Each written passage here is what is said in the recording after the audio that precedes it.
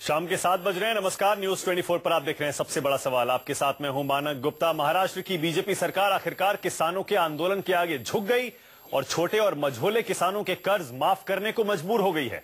इसी के साथ राज्य के किसानों ने 1 जून से जारी अपना आंदोलन अब 25 जुलाई तक के लिए स्थगित कर दिया है।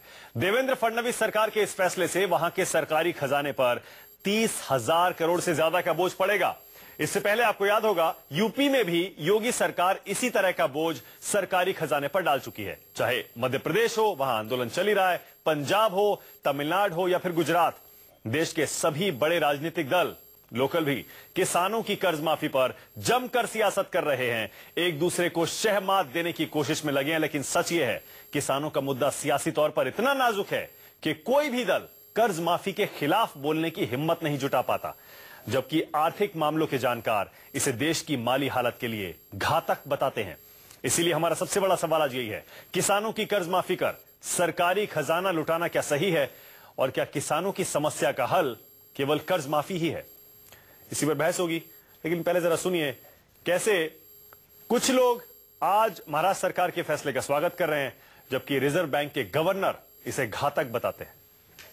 30% किसान क्रॉप लोन लेता है। क्रॉप आने के बाद में ड्यू डेट को खरीफ का 31 मार्च को और रबी का 30 जून को अदा कर देता है। तो 80% किसान जो ईमानदारी से पैसा वापस करता है। यदि हमने व्यतिक्रमी का कर्जा माफ किया तो उस पर क्या गुजरेगी? फिर भी माननीय मुख्यमंत्री जी ने अपने विचार व्यक्त रखते हुए कहा कि अपराध कारणों से जिन किसानों ने ऋण अदा नहीं कर सके, उनके ब्याज के समायोजन के बारे में हम कोई नीति बनाएंगे। इंतजार करिए। सबसे बड़ा सवाल में आज मेरे साथ बीजेपी से सुधांशु मित्तल जुड़ गए हैं, कांग्रेस से मेरे साथ प्रदीप जैन है, मेरे साथ आरएसएस के विचारक राकेश सिन्हा जी हैं, और यहाँ स्टूडियो में पुष्पेंद्र चौधरी हैं, किसान नेता। आप सभी का बहुत बहुत स्वागत। सुधांशु जी, शुरुआत आपसे करूंगा। आपकी सरकार ने महाराष्ट्र में एक बार फिर किसानों का कर्ज माफ कर दिया, यूपी में आप ऐसा कर ही चुके हैं पहले। सुधांशु जी, क्या वजह है वही देवेंद्र फडणवीस जो कुछ हफ्ते पहले तक साफ मना कर रहे थे कि हम किसानों का कर्ज माफ नहीं करेंगे, सरकारी खजाने पर 30,000 करोड़ का बोझ डालने को मजबूर हो गए, घुटने टेक दिए उन्होंने किसानों के सामने? ऐसा है मानक जी, इसको संघर्षात्मक प्रतिक्रिया के दृष्टिकोण से नहीं देखना चाहिए। इसका एक मानवीय पक्ष है जिसको कि हमें संवेदनशीलता के साथ देखना चाहिए। आज किसानों के सामने समस्या है, कर्जा वाकई उनको तंग कर रहा है, और जिस तरह की फसल की स्थिति है उसमें उन पे कर्ज का जो बोझ है उससे उनकी आर्थिक समस्या उत्पन्न हुई है। मैं यहाँ एक चीज कहना चाहता हूँ कि इसमें राजनीति करना तो बहुत आसान है, लेकिन किसान और खेती ये प्रश्न राजनीति का नहीं होना चाहिए, क्योंकि इसमें दीर्घकालीन उपाय निकालने पड़ेंगे। नहीं सुधांशु जी, देखिए निकालने पड़ेंगे अलग बात है, पर ये राजनीति का मुद्दा है, सत्ता तक आने का शॉर्टकट है। यूपी में आपने किया, आप सत्ता में आ गए। महाराष्ट्र में देखिए कैसा यू टर्न मारा आपने, जबकि मध्य प्रदेश में आपके वहां के कृषि मंत्री खुद कह रहे हैं, मध्य प्रदेश में आपकी सरकार कह रही है 80% किसान टाइम पे लोन देते हैं, 20% के लिए हम सबका कर्जा क्यों माफ करें? इसका मतलब देख लीजिए, बड़ा सिंपल है सुधांशु जी, किसानों का कर्ज सिर्फ और सिर्फ सियासत के लिए किया जाता है, माफ किया जाता है। मानक जी, इसमें कई आयाम और कई पहलू हैं, इसमें कोई दुराई नहीं है। इसका एक आर्थिक पहलू है जिसमें कि जो आपने अभी सुनवाया वो भी एक पक्ष है। तो ये कोई एक पक्षीय पहलू नहीं है, इसमें कई पक्ष हैं। जहां इसका एक मानवीय पक्ष है, उसका दूसरा एक सैद्धांतिक पक्ष भी है कि जो ईमानदारी से कर्जा दे रहा है, फोकस सही करो, वो तो उसको लगेगा कि मेरे साथ बेईमानी हुई है। हाँ, मैं कर्जा नहीं देता तो मेरा भी माफ हो जाता। वो तो और वो अब चुकाना भी बंद कर देगा। उसे पता है कि देश भर में इस समय माहौल बना हुआ है, सबके कर्जे माफ हो रहे हैं, तो ईमानदार किसान जो अपनी ईएमआई अपना लोन चुकाता है वो भी देना बंद कर देगा। केओस हो जाएगा पूरे देश में। सुधांशु जी, इसमें एक आगे समस्या जो मुझे दिख रही है, मैं एक समस्या और बता दूं। मुझे एक जो समस्या दिखती है कि कहीं इसका नतीजा ये ना हो कि बैंकों से कर्जा मिलने की जो प्रक्रिया है उसमें ही खोट आ जाए, क्योंकि आजकल स्वायत्ता प्राप्त बैंक हैं, अपनी जो इनकी पूंजी है उसको वो बचाने के लिए कहीं किसानों को कर्जा देने में हिचकिचाए ना, इससे और ज्यादा नुकसान भी हो सकता है। लेकिन फिर भी आप कर रहे हैं, लेकिन फिर भी आप करते जा रहे हैं। ये आप ही के रिजर्व बैंक के गवर्नर कह रहे हैं, आप ही के रिजर्व बैंक के गवर्नर उर्जित पटेल वार्निंग दे रहे हैं, अगर आप यही करते रहे तो वित्तीय घाटा बढ़ता जाएगा और हालात काबू से बाहर भी हो सकते हैं कुछ ही सालों में। मानक जी, क्योंकि मानवीय पक्ष जो है किसी भी सरकार के लिए बहुत महत्वपूर्ण होता है, तो इसका जो मानवीय पक्ष है जिसमें कि किसान अगर आत्महत्या करने पर मजबूर हो रहे हैं या आज रोटी के लिए मोहताज हो रहे हैं, तो वो पक्ष भी उसको जो है कोई सरकार नजरअंदाज नहीं करेगी। तो इनमें कई संतुलन बनाया जाता है। जो स्थितियां हैं उनकी गंभीरता को देखते हुए, उनके मानव पक्ष को देखते हुए एक संतुलन बनाने की कोशिश हो रही है जो आपके सामने है। सुधांशु जी, मैं फिर एक निवेदन सुधांशु जी, इससे तो आप भी सहमत होंगे, प्रदीप जैन भी सहमत होंगे, राकेश जी भी सहमत होंगे, पुष्पेंद्र जी आप भी सहमत होंगे। देश भर में शायद ही कोई ऐसा राज्य हो जहां पर किसानों की कोई समस्याएं ना हो, जहां किसान अपनी कर्ज माफी की मांग ना कर रहा हो। एक छोटा सा आंकड़ा है, एक अनुमान है कि 2019 के लोकसभा चुनाव तक अगर यही माहौल रहा, इसी तरह की सियासत कर्ज माफी पर होती रही किसानों के, तो 2,57,000 करोड़ रुपए का कर्ज माफ करना पड़ेगा। सुधांशु जी, ये पैसा कहां से आएगा? ऐसा इसीलिए हर राज्य को अपनी वित्तीय स्थिति को देख के इसमें फैसला लेना है। इसमें केंद्र सरकार कोई इसलिए नहीं करेगी क्योंकि केंद्र सरकार इतने बड़े कर्ज की माफी का बोझ उठा ही नहीं सकती है। इसलिए हर सरकार को अपनी राज्य सरकार को अपनी प्राथमिकता देखनी होगी और उसके हिसाब से उसको निर्णय लेना होगा। अब पंजाब में सुधांशु जी, महाराष्ट्र सरकार के पास भी इतना फिस्कल स्पेस नहीं था, इतनी हैसियत नहीं थी महाराष्ट्र सरकार के पास, लेकिन फिर भी झुकना पड़ा। उन्होंने अब महाराष्ट्र की सरकार जो इसको देखिए, झुकना, विजय पराजय इसके परिप्रेक्ष्य में ना देखिए। मैं फिर आपसे मानक जी कहना चाहता हूं, इसका मानवीय एक दृष्टिकोण जो है वो बहुत महत्वपूर्ण है। वो किसान जो है इस देश की संतान है, किसान इस देश की आत्मा है। किसानों के प्रति संवेदनशीलता जो है कोई सरकार ऐसी नहीं होगी जो नहीं रखेगी।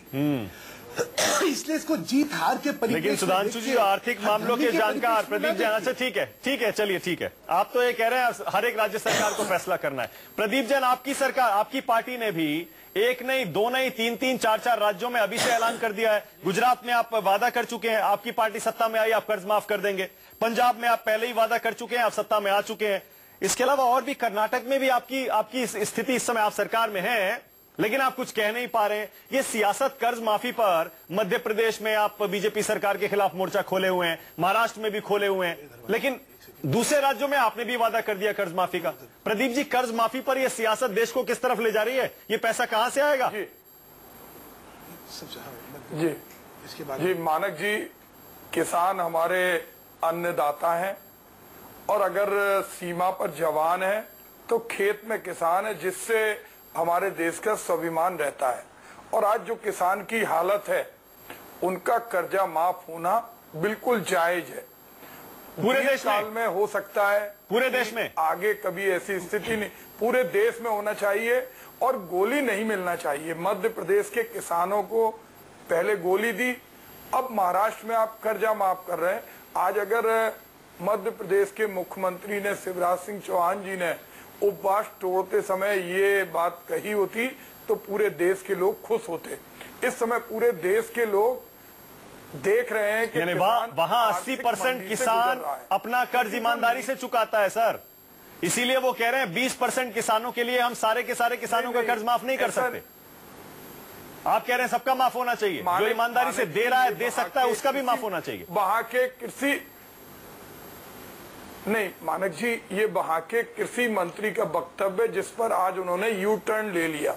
आज उन्होंने कहा कि मैंने ऐसी कोई बात नहीं कही, तो उनकी बात को तो हम कोई महत्व नहीं देते, लेकिन मध्य प्रदेश के किसानों का हक भी कर्जा माफी है। और पूरे देश में जो स्थिति है, कर्नाटक के किसानों का क्या होगा? वहां भी माफ कर दीजिए फिर आप। उनका भी होना चाहिए, उनका भी होना चाहिए। होना चाहिए नहीं, आपकी सरकार होना चाहिए सर, होना चाहिए नहीं, आपकी की सरकार है, कर दीजिए फिर माफ। तो हम सरकार के मुख्यमंत्री नहीं है ना, बिल्कुल। अरे बताइए, पार्टी के प्रवक्ता हैं आप, 1,50,000 आप मध्य प्रदेश की, सर एक सेकंड, आप मध्य प्रदेश की बात कर सकते हैं सर इस डिबेट में, तो आप कर्नाटक की भी बात कीजिए, गुजरात की भी बात करिए, पंजाब की भी बात करिए। जी, पंजाब की, गुजरात में हमारी सरकार नहीं है और हम चाहते हैं, नहीं मैं वायदा करने के बाद भी नहीं करा। हम चाहते हैं कि पूरे देश के सारे नहीं करेंगे। अभी 3 महीने हुए, आपको तो 3 साल हो गए, अब 3 साल बाद भी कुंभकर्णी नींद में सो रहे।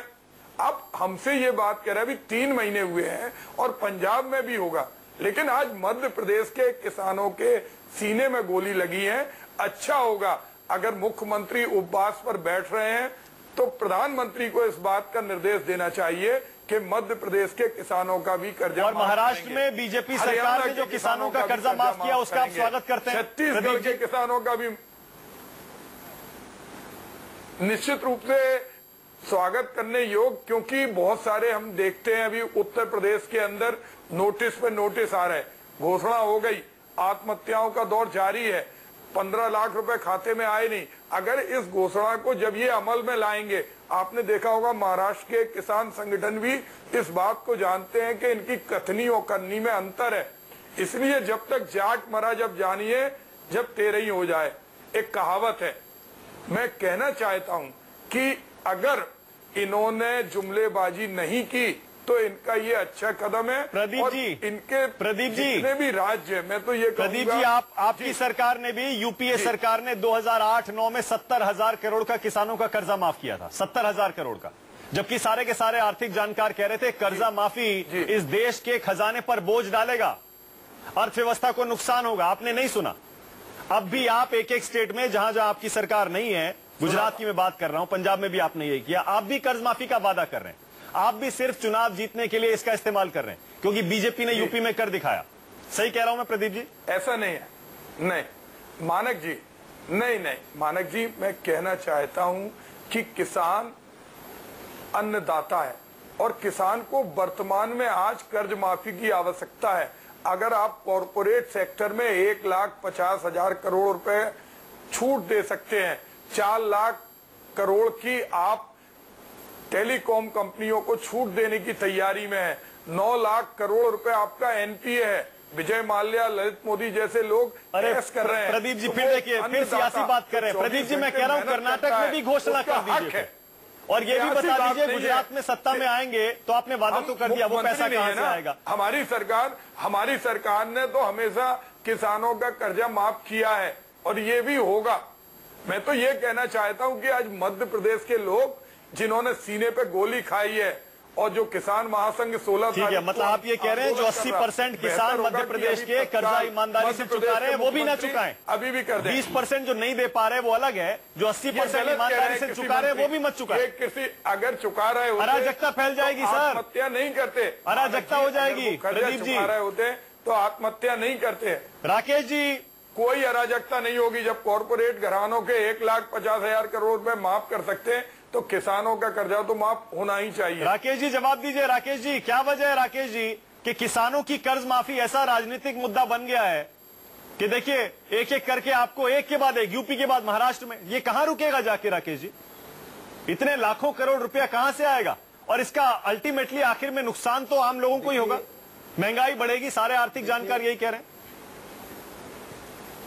देखिए मानक जी, जो जानकार कह रहे हैं महंगाई बढ़ेगी, वे WTO वर्ल्ड बैंक की आर्थिक नीतियों से गाइड हो रहे हैं और मैं रिजर्व बैंक ऑफ इंडिया के गवर्नर से पूरी तरह से सहमत हूं कि कर्ज माफी का विरोध कर रहे हैं। 2 बातें मैं कहना चाहता हूं। द्वितीय पंचवर्षीय योजना के बाद से आज तक किसानों के प्रति कोई भी दृष्टि नहीं रही है। कार्यक्रम रहे हैं, कर्ज माफी कर दो, उनको ये योजना दे दो, उनको ये लाभ दे दो, उनको ये सब चीजें प्रोग्राम्स हैं। किसानों के प्रति एक पर्सपेक्टिव की जरूरत है। मैं 2 बातें बताना चाहता हूं। जब 7वां वेतन आयोग आया तो केंद्र सरकार पर 1 लाख करोड़ का बर्डन हुआ। प्रत्येक राज्य का बर्डन देख लीजिए, महाराष्ट्र पर 10,000 करोड़, गुजरात पर 6,000 करोड़, सभी राज्यों पर 6,000, 10,000 करोड़ का बर्डन आया। हर 6 महीने पर डीए दिया जाता है सरकारी कर्मचारियों पर, राज्य सरकार केंद्र सरकार पे बर्डन आता है। तब बहस नहीं होती है। बहस तब होती है जब किसानों को रियायत दी जाती है। इसका कारण है, मैं उसका एक कारण बिहार से देता हूं। बिहार में एक बंदोपाध्याय कमेटी बनी थी, 2007 में कमेटी बनी, 9 में कमेटी की रिपोर्ट आई। आज तक उस कमेटी की रिपोर्ट पर बहस तक नहीं हो पाई, क्योंकि किसानों के मामले में जो लैंडलेस लेबरर, मिडिल फार्मर, जो मध्य के रैंक के जो फार्मर्स हैं और जो मार्जिनल फार्मर्स हैं, इनके लिए कृषि अनसस्टेनेबल हो गया है। वे कृषि नहीं कर सकते हैं। उनको आत्महत्या करना, उन्हें कर्ज लेना, कर्ज में डूबा रहना, सरकार से मांग करने के अलावा कोई रास्ता नहीं है। वास्तव में हुआ क्या है, 60 के दशक के बाद से किसानों का राजनीति में प्रतिनिधित्व घटा है, जिसके कारण संसदीय जनतंत्र में उनकी आवाज कमजोर हो गई है। जो किसान संगठन है उनकी स्थिति उतनी प्रबल नहीं है जो मजदूर संगठनों की है। इसलिए किसान आज बीच में पिस रहा है, उन पे राजनीति हो रही है, चाहे कांग्रेस पार्टी हो या कोई अन्य पार्टियां हो, किसानों के नाम पर राजनीति कर रही हैं। एक छोटी सी बात मैं यहाँ जोड़ना चाहता हूँ कि एक किसान अपने 3 एकड़ जमीन को बेचकर जब शहर आता है और एक दुकान चलाता है तो उसकी जीवन सुखमय हो जाता है, लेकिन 3 एकड़ जमीन पर वो जीवन भर दुखी रहता है, अपने बच्चे को पढ़ा नहीं सकता है, बेटियों की शादी नहीं कर सकता है। इसलिए मुझे जो लगता है, राकेश जी, आप कह रहे हैं कर्ज माफी किसान को मिलनी चाहिए, लेकिन क्या उससे उसकी समस्याएं हल हो जाएंगी?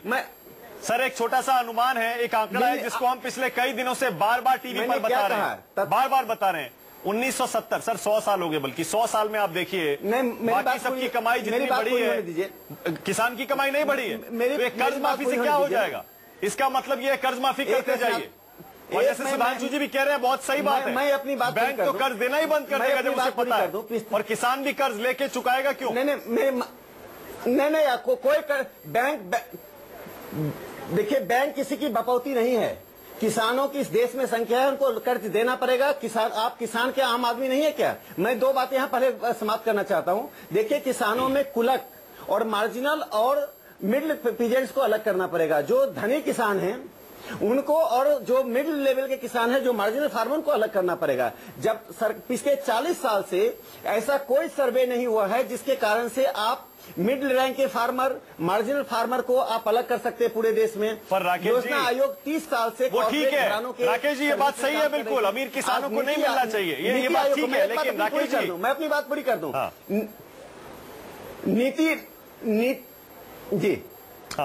नीति आयोग को एक वर्किंग ग्रुप बनाना चाहिए। वर्किंग ग्रुप बनाकर पूरे देश में इसका सर्वे होना चाहिए। क्योंकि किसानों के प्रति अभी नीति नहीं अपनाएंगे तो इसको मैं एग्रीगेरियन अनरेस्ट मानता हूं। ये तात्कालिक है, लेकिन इस एग्रीगेरियन अनरेस्ट को यदि आप इसकी उपेक्षा करते हैं तो आप ग्राउंड रियलिटी से जुड़े हुए नहीं हैं। ये व्यवसायी का सरकार पे प्रभाव होता है, कॉर्पोरेट घरानों का प्रभाव होता है, सरकारी कर्मचारियों का प्रभाव होता है। किसान असंगठित है, इसका अर्थ नहीं है कि वो भिखारी है, लेकिन जिस दिन किसान संगठित हो गया है, इस देश की राजनीति का आमूल चूल परिवर्तन कर दीजिए। राकेश जी, एक और इसमें राकेश जी फिर करवा दीजिए, हो रही है राकेश जी फिर करवा दीजिए, पूरे देश के किसानों का कर्ज माफ करवा दीजिए। यूपी के बाद मध्य प्रदेश और महाराष्ट्र में होना, पंजाब में तो कांग्रेस पार्टी पहले ऐलान कर चुकी है, गुजरात में भी ये मुद्दा बन चुका है। गुजरात में कांग्रेस ने वादा कर दिया है, हम सत्ता में आएंगे कर्ज माफ कर देंगे। कर्नाटक में मुद्दा बन रहा है ये, कर्नाटक में भी आपको चुनाव जीतना है, आप इसी तरह का वादा कर देंगे। समाधानात्मक बात कर रहा हूँ राकेश जी, लेकिन ये पैसा कहाँ से आएगा? राकेश जी, अगर अर्थव्यवस्था पर बोझ पड़ेगा, फिस्कल डेफिसिट, ये घाटा बढ़ता जाएगा तो महंगाई तो बढ़ेगी। आप कह रहे हैं आप सहमत नहीं है उर्जित पटेल से, आर्थिक जानकारों से, लेकिन ये पैसा कहां से आएगा और इससे किसानों की समस्या का हल भी कहां होगा? कह रहे हैं कि जब सरकारी कर्मचारियों को 7वां वेतन आयोग दिया गया तो आपने नहीं पूछा ये पैसा कहां से आएगा? 1 लाख करोड़ का जब बर्डन पर गया, जिनकी सैलरी 1.5 लाख है 2 लाख हो गई, उनके लिए तो सरकार की चिंता नहीं हुई, पत्रकारों को चिंता नहीं हुई, आम लोगों को चिंता नहीं हुई, तब आम लोगों पर बर्डन नहीं हुआ। जब मेरी सैलरी बढ़ जाती है 25,000, सैलरी बढ़ने में और कर्ज माफी में क्या फर्क नहीं होती है? किसान की कर्ज माफी होती है तो देश के बैंक में बर्डन पड़ता है। राकेश जी, तो इनकम बढ़ाइए ना किसान की, वही मैं कह रहा हूँ, जुड़े हुए नहीं है। किसान की इनकम बढ़ाने पर जोर देना चाहिए। ये कर्ज माफी से क्या हो जाएगा? कैसे बढ़े? आप सुन तो लीजिए। मैं तो यही कहा कि पर्सपेक्टिव नहीं रहा है। यदि पर्सपेक्टिव होता तो किसान भिखारी नहीं हो, कर्ज माफी के लिए नहीं जाएगा। महाराष्ट्र में कोऑपरेटिव मूवमेंट कांग्रेस के कारण फेल हुआ है। पूरे कोऑपरेटिव बैंक को कांग्रेस ने लूटा है। पूरे देश में 60 साल में कांग्रेस ने कोऑपरेटिव आंदोलन को, सहकारी बैंकों को समाप्त कर दिया है, सहकारी योजनाओं को खत्म कर दिया है। जैसे 2 मैं सुझाव दे रहा हूँ, उसके बाद अपनी बात समाप्त करूंगा। इस देश में बटेदारी है। सुन तो लीजिए, आपने कांग्रेस से प्रेरणा लेके कर्जा माफ की तारीफ की है, आज सुन तो लीजिए, मैं क्या हो जाता है, शासन आपने किया तो किसे कहें, क्या खाना नहीं पचा, शासन किसने किया? कर्ज माफी मुझे मेरे लिए समस्या नहीं है, समस्या है कि समाधान के लिए क्या कोई नीतिगत फैसला हुआ है क्या? शिवराज सिंह चौहान की मनमोहन सिंह जी की सरकार ने कॉर्पोरेट केंद्रित आर्थिक नीति को आगे बढ़ाकर इस देश के किसानों को हाशिए पर डाल दिया है। आप सोचिए, आप हाशिए पर डाल दिया है। कांग्रेस ने इस देश के किसानों को भिखारी बनाकर रख दिया है, स्ट्रेस में जीने के लिए बाध्य कर दिया है। 40,000 किसानों ने आत्महत्या के लिए परमिशन सरकार से मांगा था। 5 स्टार नौटंकी कर रहे हैं।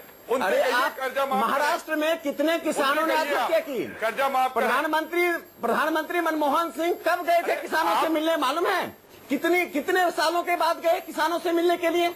अरे आत्महत्या कराकर, और आप कहते कांग्रेस ने किसानों के लिए किया। आज की खबर तो मैं तो रिजर्व बैंक के गवर्नर की भी आलोचना कर रहा हूँ। रिजर्व बैंक के गवर्नर रियलिटी से जुड़े हुए नहीं हैं। आप एक बात बताइए, गरीबी की किताबों से पढ़ेंगे तो इसी तरह के बयान देंगे।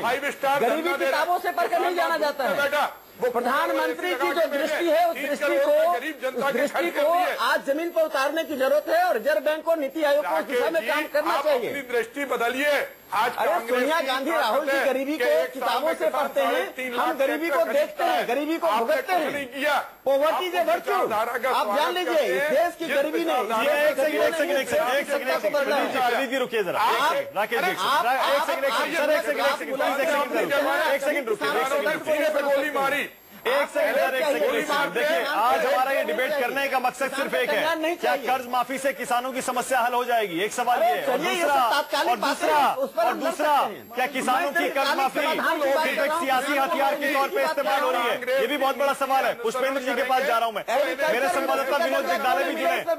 राकेश जी एक सेकंड, राकेश जी एक सेकंड, विनोद आपके पास भी आऊंगा, लेकिन पहले पुष्पेंद्र जी जरा मुझे बात बताइए। पुष्पेंद्र जी, प्रदीप जी एक सेकंड। पुष्पेंद्र जी, अगर एक एक करके सारी राज्य सरकारें यही करती रही तो उसके बाद कोई भी ईमानदार किसान जो अभी तक कर्ज माफ देता रहा है अपना कर्ज ईमानदारी से, वो देगा क्या? और बैंक कर्ज देंगे क्या? आपको नहीं लगता अराजकता फैल जाएगी ऐसे तो? देखिए, और ये पैसा कहां से आएगा सर? मैं ध्यान से सारा डिबेट सुन रहा था। इस देश में ये प्रचार, जिसको मैं दुष्प्रचार कहता हूं, ये दुष्प्रचार किया जाता है कि सारा देश मिलके किसानों को रियायतें दे रहा है, रेवड़ियां बांट रहा है, कर्ज माफी कर रहा है, सब्सिडी दे रहा है। अब मैं वास्तविकता विद एविडेंस आपको बताता हूं। यहां पर 1970 में 76 रुपए प्रति क्विंटल गेहूं की एमएसपी थी, जो आज 1625 है, 20 गुना करीब बढ़ी है। लेकिन यदि आप सरकारी कर्मचारी की तनख्वाह ले लें या आप सोने का रेट ले लें तो वो 150 से लेकर 250-300 गुना बढ़ चुका है। पहली बात, योजनाबद्ध तरीके से जो है एमएसपी को डाउन रखा जाता है, कम रखा जाता है, ताकि शहर में बसने वाले लोगों को सस्ता अनाज, सस्ती खाद्य पदार्थ। शहर की आबादी कितनी है? मैं बता रहा हूँ, शहर की तो आबादी बहुत कम है, लगभग 50% हो चुकी है अब धीरे-धीरे। 50%? इस पे मुझे अनइंटरप्टेड थोड़ा सा टाइम दीजिए। अब मैं इसमें पर्सपेक्टिव में बताऊं, एनएसएसओ का आंकड़ा है कृषि आय जो औसत इस देश की है मात्र 3080 रुपए प्रति माह है। एक मिनट रुक जाइए। तो आय बढ़ाने पर जोर होना चाहिए ना, जब कर्ज माफी मैं उसी पे आ रहा हूं, सारी बात सुन लीजिए, स्पष्ट हो जाएगा। और जो है इकोनॉमिक सर्वे के अनुसार 17 ऐसे राज्य हैं जिनमें किसानों की औसत आय मात्र 1666 रुपए है। अब जो कर्ज माफी की बात आ रही है, उसके लिए ये मैंने ग्राफिक एक तैयार किया है, यदि मैं आपके जो है दिखा सकें, कैमरामैन से निवेदन करूंगा। इस देश में लगभग 9 लाख करोड़ का बैंकों का एनपीए है, जो बड़े बड़े धन्ना सेठों का है, जो उसको नहीं चुका रहे हैं, और लगभग 9 लाख करोड़ का ही इनकम टैक्स का बकाया है। लगभग 9 लाख करोड़ का ही इनकम टैक्स का बकाया है, और लगभग 9 लाख करोड़ के आसपास ही हर साल बजट में तरह तरह के इंसेंटिव और छूट बड़े धन्ना सेठों को दे दिए जाते हैं। और किसानों का कर्जा भी, मेरे पास नाबार्ड की रिपोर्ट है, उसके अनुसार लगभग 9 लाख करोड़ का ही है। अब इसमें मैं आपको 9 लाख करोड़ माफ हो जाना चाहिए। एक मिनट, ये 20 फरवरी की इंडियन एक्सप्रेस की रिपोर्ट है। केसी चक्रवर्ती जो पूर्व डिप्टी गवर्नर रहे हैं, उनका कहना है कि सन 2000 से आज तक 4 लाख करोड़ जो है बड़े इंडस्ट्रियलिस्ट का राइट ऑफ कर दिया गया है। और ये जो 9 लाख करोड़ की फिगर है, उसको भी ये कहते हैं कि ये वास्तव में ज्यादा है, क्योंकि काफी सारा कर्ज रीस्ट्रक्चर कर दिया जाता है या राइट ऑफ कर दिया जाता है, वो एनपीए में रिफ्लेक्ट नहीं होता है। पहली बात। पुष्पेंद्र जी आपका पॉइंट मैं समझ गया और लोग भी समझ रहे हैं कि जब बड़े बड़े धन्ना सेठ इतना पैसा बैंकों का मार कर बैठे हैं, ऐसे में किसानों का कर्ज माफ हो जाए तो दिक्कत नहीं। उसके साथ मुख्य मुद्दा यह है कि ये अपनी कॉस्ट प्लस प्रॉफिट करके सामान को बेचते हैं और हमारे सामान का जो हम पैदा करते हैं उसका जो है निर्णय दिल्ली में बैठे हुए सरकारी एसी में बैठे हुए बाबू करते हैं। ये एक और मैं आपको दिखाना चाहूंगा, ये 30 मई को इकोनॉमिक टाइम्स में छपा है। 50 ही बड़ी ऐसी कंपनियां हैं जिनके ऊपर 5 लाख करोड़ का कर्ज है, जिसमें Bhushan steel 90,000 crore, Videocon industry 58,000 crore, JP group 55,000 crore. अरे भाई मुझे ये बता दीजिए, पूरे यूपी का आपने माफ किया तो वो 36,000 करोड़ है। महाराष्ट्र के पूरे किसानों का करोड़ों का माफ किया, वो 30,000 करोड़ है। यहाँ एक एक कंपनी का है। अरे एक कंपनी क्या 10 कंपनी डूब जाएं यदि करोड़ों किसानों को बचाना पड़े। इस प्रश्न को मीडिया को भी उठाना चाहिए। आज मैं विद एविडेंस लाया हूं इस चीज को और इस चीज की तह तक जाने की आवश्यकता है। लेकिन एक बात बताइए मुझे, ईमानदारी से बताइए, आपको नहीं लगता सरकारी खजाने पे अचानक इतना बोझ पड़ेगा? इनकम नहीं बढ़ रही है किसान की। आपका मुद्दा है किसान की इनकम बढ़नी चाहिए, इनकम नहीं बढ़ रही है। बता रहा हूं, ऐसे में अगर लोन माफ करके उस पर भी लाखों करोड़ एक बार में अगर सरकारी खजाने पे बोझ आ जाए और उससे महंगाई बढ़ जाए, घाटा बढ़ जाए, इससे नुकसान किसका है? एक बात बताइए, आम आदमी का है, उसी किसान का है। जो 10 रुपए की मक्का, 1 किलो मक्का हमारे यहाँ गांव में हम पैदा करते हैं, उसकी 20, 25, 30 ग्राम जो है वो क्या कहते हैं उसको, वहां पर मल्टीप्लेक्स में जाके लोग 200 रुपए में खरीद लेते हैं, तब महंगाई नहीं बढ़ती। 100 रुपए में पानी बिक रहा है तब महंगाई नहीं बढ़ती। लेकिन दाल यदि 2 रुपए महंगी हो जाए या चावल महंगा हो जाए तो इस देश में हाहाकार मच जाता है। अरे जिस व्यक्ति को 1600 रुपए मिल रहे हैं प्रति माह, आप उसको बाहर निकालेंगे नहीं? तो इनकम बढ़ाने की बात होनी चाहिए। इनकम कैसे बढ़ेगी? इन्होंने जो वायदा किया था, और ना राकेश सिन्हा इस चीज का जवाब देंगे मुझे मालूम है, और ना सुधांशु मित्तल जी, और स्पष्ट जवाब देने की आपकी हिम्मत है तो देना। आपने कहा था कि फसलों की लागत का 1.5 गुना मूल्य दिया जाएगा। यदि आप ये दे देते तो आज ये स्थिति ना आती। 5 लाख करोड़ का नुकसान, सुनिए 5 लाख करोड़ का नुकसान इसी मद में हो चुका है। और इस साल बम्पर उत्पादन हुआ, उसके बावजूद भी लगभग जो है $10 बिलियन का जो एक्सपोर्ट आपको करना चाहिए था वो आपने कम किया और इंपोर्ट ज्यादा कर लिया। सुधांशु जी, इन नीतियों की वजह से हम मारे जा रहे हैं भाई। सुधांशु जी, मानक जी मैं 2-3 चीजें पहले स्पष्ट कर दूं। यहाँ पे कई बात कह रहे हैं पुष्पेंद्र भाई, ये किसान नेता है। अभी प्रदीप जी, सुधांशु जी मैं अपनी बात रख लूं। मैं अपनी बात रख लूं प्रदीप जी, आप तो सभ्य आदमी है, मुझे मेरी बात रखने दीजिए ना। प्रदीप जी ने कहा कि 1.5 लाख करोड़ के लोगों के कर्ज जो है माफ कर दिए जा रहे हैं। व्यवसायी को ये पता नहीं कहाँ से लेके आते हैं और कौन सा कर्जा माफी हुई है। किसी का 1 रुपए कर्जा माफी नहीं हुई है। एनपीए अगर कोई नहीं देता है तो उसकी जो है उसने जमानत पे चीजें दे रखी हैं। सर ये 27 मई को टाइम्स ऑफ इंडिया में छपा है। पिछले 5 साल के अंदर ही 2.2 लाख करोड़, उससे कोई फर्क नहीं पड़ता। 2.2 लाख करोड़। प्रदीप जी आप सांसद रहे हैं। प्रदीप जी आप सांसद रहे हैं, आप नहीं रहे हैं। मेरी आवाज अलग है। 2.2 मैं अपनी बात रख लूं। हाँ सुधांशु जी, जी बताएं। मैं अपनी बात रख लूं जरा। बिल्कुल रखिए। तो स्पष्टता से पहली बात तो ये दुष्प्रचार खत्म हो जाना चाहिए कि किसानों का तो पैसा माफ नहीं हो रहा और बाकियों का माफ हो गया। ये दुष्प्रचार है, गलत दुष्प्रचार नहीं है। विद एविडेंस दिखाया। आपके पास कोई एविडेंस हो तो दिखाइए। मैं आपके पास एविडेंस नहीं है। ये आपके पास क्या एविडेंस है? खबर आपने कह दी दिखा रहा हूं मैं।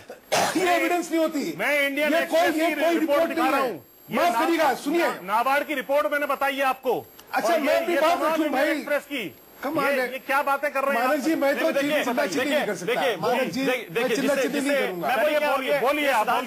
ये सुधांशु जी, ये बेसिकली जो बैंकों का एनपीए होता है उसकी परिभाषा पर ये डिबेट है और बहुत टाइम से चल रही है। ऑपोजिशन वाले कहते हैं और किसान नेता भी यही कहते हैं कि आपने माफ कर दिया, जबकि बैंकों के एनपीए की परिभाषा में वो माफ नहीं होता। माफ कैसे कर? माफ नहीं होता है। वो एक कॉलम से दूसरे कॉलम में चला जाए, लेकिन रिकवरी उसकी जारी रहती है। 5% भी नहीं है, जारी रहती है। मानक जी, उसकी रिकवरी मानक जी, एनपीए कोई खाता हो जाए तो उसके बाद उसकी रिकवरी बंद हो जाती है क्या? उसके बाद उसकी रिकवरी चालू हो जाती है, उसके बाद सरपासी एक्ट लग जाता है। उसने जो भी उसमें अपनी जमानत दी है वो 3 महीने के अंदर तो कब्जे में आ जाती है बैंक के।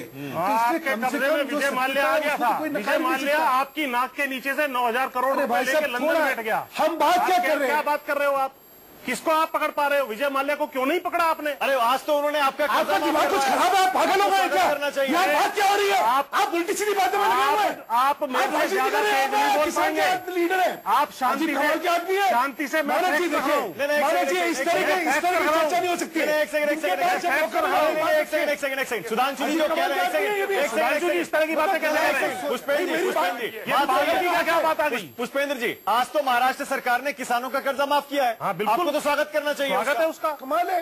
आपको स्वागत करना चाहिए। स्वागत है। कोई भी पार्टी विरोध नहीं कर रही है किसानों का कर्जा माफ करने ये जो कह रहे हैं कि दुष्प्रचार है, उद्योगपतियों का किया जा रहा है। अरे आपका माफ हो रहा है ना, किसानों का माफ हो रहा है ना, मैं वही तो कह रहा हूँ। इसीलिए तो शोर मच रहा है कि सियासत ऐसी हो गई है किसानों के कर्जे की कि कोई भी उसका विरोध नहीं करता है और 1.5 पार्टी माफ करने को तैयार। 1.5 गुना कीमत की भी जवाब दे दीजिए। दूसरा है 1.5 गुना कीमत का भी जवाब दीजिए। मानक जी प्रश्न दूसरा है। हाँ, प्रश्न ये है कि अगर किसान एवज में अगर ये इकोनॉमिकली वाइबल नहीं होगा तो ये कैसे काम चलेगा? इन्होंने एक अच्छी बात करी थी। इन्होंने कहा था कि इन्होंने उसका मक्का का इन्होंने उदाहरण दिया कि कहां तो 10 रुपए में 1 किलो जा रहा है, कहां जो है 200 रुपए में 60 ग्राम का मक्का बिकता है बाजार उसमें सिनेमा हॉल में। प्रश्न यही है, आज दिक्कत क्या है? 45% किसान का जो प्रोड्यूस है, जो उसकी फसल है, वो बर्बाद हो रही है। आज जो है किसान के हाथ में जो रुपया आता है और जो मार्केट में जो उसका कंज्यूमर है, जो वो रुपया खर्च कर रहा है, उसमें 5 गुना से 10 गुने का फर्क है। तो व्यवस्था में जो वितरण प्रणाली है उसके अंदर जो है मुनाफाखोरी चल रही है। वो ठीक है सुधांशु जी, हकदार किसान है। सुधांशु जी वो सही है, वो ठीक है। सुधांशु जी मैं दूसरी बात कह रहा हूँ। विनोद जगदाले मेरे संवाददाता मेरे साथ मुंबई से जुड़े हुए हैं। विनोद जगदाले आज इस खबर को कवर भी कर रहे थे। विनोद अब बताइए पैसा कहां से आएगा और ये यू टर्न मारने के लिए फडणवीस सरकार मजबूर क्यों हुई है? क्योंकि सियासी तौर पर गले की फांस बन गया ये जब से यूपी में बीजेपी ने कर्जा माफ किया है। सही कह रहा हूं मैं? देखिए मानक, आप काफी सही कह रहे हैं क्योंकि इन्होंने अपने चुनावी घोषणा पत्र में भी बीजेपी ने कहा था कि किसानों का सारा कर्जा हम माफ कर देंगे, लेकिन 2-2.5 साल हुए ये कर्जा माफ नहीं कर रहे थे। दूसरी एक बात यहाँ पर सबसे बड़ी है कि महाराष्ट्र सरकार के पास 2 लाख यानी 200 जो कर्जा है जो राज्य सरकार पे वो सबसे ज्यादा है। उसके ब्याज के प्रति ही साल के 25,000 2,50,000 करोड़ का कर्जा महाराष्ट्र सरकार के पास है। अब ये 30,000 करोड़ रुपए जो किसानों की कर्ज माफी के लिए देने हैं वो कहां से लाएगी, ये सबसे बड़ा सवाल है। राज्य सरकार की बात करें तो अब बीच में सुप्रीम कोर्ट का जो फैसला आया था कि हाईवे पर जो वाइन शॉप्स और जो बार है उन्हें बंद करना है, वो बंद हो गए। महाराष्ट्र सरकार का 7,000 करोड़ रुपए का नुकसान उन्हें उठाना पड़ा है। तो यानी अब ये कर्ज माफी तो उन्होंने कर दी है, यानी जो छोटे किसान है, जो मध्यम वर्ग के किसान है, उन दोनों का कर्जा वहां पर माफ कर दिया, लेकिन पैसा कहां से आएगा इसका जवाब किसी के पास नहीं। हमने राजस्व मंत्री से भी पूछा कि आप ये किसानों का जो कर्जा माफ करने जा रहे हैं, जो आप पे बोझ पड़ेगा, वो पैसा आप कहां से लाएंगे? तो उन्होंने हमसे कहा कि हम ये आपको नहीं बताना चाहते हैं, हम देख लेंगे। मतलब ये जवाब नहीं हुआ। जवाब देना जरूरी है कि छोटे किसान कितने हैं, मध्यम वर्ग के किसान कितने हैं और आप उनका कर्जा कितना माफ करने वाले हो। जिस प्रकार से महाराष्ट्र सरकार पर कर्जा बढ़ते जा रहा है, आगे जाकर महाराष्ट्र सरकार की मुश्किलें बहुत बढ़ने वाली है। लेकिन उन्होंने चुनावी वादे किए थे, अब उसको पूरा करना है। बिल्कुल यही चुनौती प्रदीप जी आपके सामने भी आ जाएगी। आपने भी देखिए गुजरात में वादा कर दिया, कर्नाटक में भी ये मुद्दा बन चुका है। प्रदीप जी तैयार हो जाइए, पैसे हो या ना हो, राज्य की माली हालत जो भी हो, ये ऐसा सियासी मुद्दा सब लोगों ने मिलकर बना दिया है कि अब आपको कर्जा माफ करना ही पड़ेगा, कहीं से भी पैसा लाइए, चाहे अर्थव्यवस्था का बट्टा बैठा दीजिए आप। प्रदीप जी। जी मानक जी, आप देखिए कांग्रेस ने अभी पिछले 10 सालों में इस देश के अंदर आर्थिक स्थिति कितनी मजबूत की थी और आज वर्तमान में देखिए जो स्थिति है। हमने अगर किसानों का 72,000 करोड़ रुपए का कर्जा माफ किया तो हम कहीं लड़खड़ाए नहीं। हमसे कभी किसी रिजर्व बैंक के गवर्नर ने या आर्थिक मामलों के सलाहकार ने प्रश्न नहीं किया और ना हमें कोई दिक्कत हुई। सबसे बड़ी बात यह है कि जो अनुभवहीन लोग हैं, जिनके पास आज सत्ता है, जो नहीं, आज किसान कहाँ है ये बताइए प्रदीप जी। मेरा बुनियादी सवाल यह है मना किया कि मैं पिछले 70 साल के शासन के बाद किसान कहाँ पर है? कर्ज माफी की नौबत क्यों आ रही है? अरे आपको बोलते नहीं है, आपको बोलना तो आप बोलते रहिए, अकेले घर में जाके बोलिए ना। होना ये चाहिए डिबेट है, लेकिन समाधान ये नहीं है। डिबेट का सिस्टम नहीं है। नहीं, आर्थिक ये डिबेट का सिस्टम नहीं है। पहले 1.5 लाख करोड़ की बात उठाई, आपको टाइम मिलेगा। आप डिबेट के जनरल एटिकेट है, आप मेरी बात नहीं सुनेंगे, हम आपको बोलने नहीं देंगे। आप चिल्लाते रहोगे, आप बोल लो, आप 1 मिनट नहीं बोल पाएंगे। फिर आप जानते हैं बुंदेलखंड से आए हैं और एक बुंदेलखंडी 100 दंडी के बराबर होता है। आप बिल्कुल नहीं बोल पाएंगे, किसी डिबेट में नहीं बोल पाएंगे। या तो पूरी बात सुनो, हम बुंदेलखंड के रहने वाले हैं, एक बुंदेलखंडी 100 दंडी के बराबर होता है। हम आपको अपनी बात, हम लोग जब सत्ता में थे, अच्छा राकेश जी, अरे आप पूरी बात अरे टाइम भी खत्म हो रहा है, कमेंट्री नहीं है ना। फिर जवाब चाह रहा हूं, कोशिश कर रहा हूं। राकेश जी, आप इतने विद्वान हैं, आप रनिंग कमेंट्री कर रहे हैं। आखिर में फिर से मैं कोशिश कर रहा हूँ, आखिर में प्रदीप जी, इसका मतलब पैसा कहीं से भी आए, चाहे राज्य सरकार के खजाने में पैसा हो या ना हो, आप पंजाब में भी वादा पूरा करेंगे, कर्नाटक में आपकी सरकार है, वहां भी आप कर्जा माफ करेंगे और उसके बाद में देखेंगे कि उसका क्या असर होगा। मजबूती से करेंगे। लागत का 1.5 गुना मूल्य कैसे देंगे जब आपने प्रश्न उठाया था कि वायदा पूरी करेंगे और हम कहीं जगमगाएंगे नहीं कि पहले गोली मारे फिर कर्जा माफ करें। अभी आप देखना, मध्य प्रदेश के शिवराज सिंह सरकार को भी अन्नदाता के सामने घुटने टेकने पड़ेंगे। पहले गोली मार ली, अब घुटने टेकेंगे, सिर रखेंगे पैरों पे, क्योंकि ये सरकार चलाना नहीं जानते हैं। ये चलिए, लेकिन देखिए, मैं इसको 2 लाइनों में अंत करता हूँ। किसान का क्या जो करता है, अन्नदाता है, उसका पूरा आदर है। लेकिन हम तो सिर्फ इतना कहते हैं, किसानों की कर्ज माफी का जो मुद्दा है, इस पर सियासत करने से पहले हर पार्टी को बहुत सोच समझ के विचार कर लेना चाहिए, क्योंकि एक राज्य का मुद्दा नहीं है। बार बार कहता हूं, पूरे देश का मुद्दा है ये। एक राज्य में इसे उठाएंगे, दूसरे राज्य में आपके गले की फांस बन जाएगा ये। बहुत बहुत शुक्रिया सबसे बड़ा सवाल में आ जाने के लिए सुधांशु मित्तल, प्रदीप जैन, राकेश जी और पुष्पेंद्र जी, बहुत बहुत शुक्रिया।